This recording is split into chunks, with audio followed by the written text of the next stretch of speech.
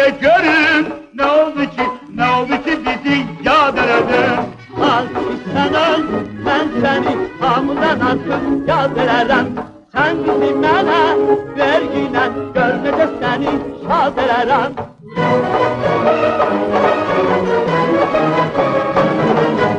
Öyle görüm sen bana kim doludur mu bu bile. Gel sen hemen güç verim ne işin vardır dur ile. Az sen öl, ben sana ne kadar desen pul vererem. Sen bizi mənə verginə, görməcə səni şad ederim.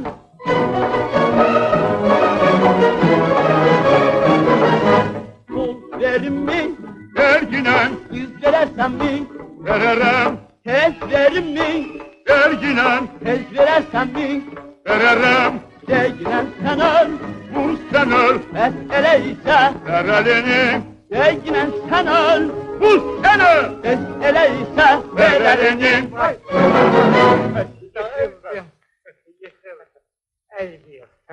Can hocam.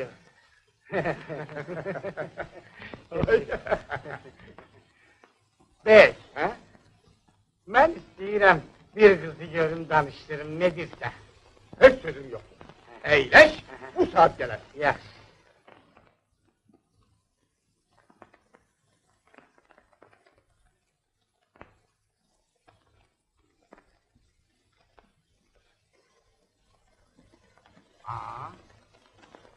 Yiyesen burada bir de naktük var. Yok, gerek de atam çıksın.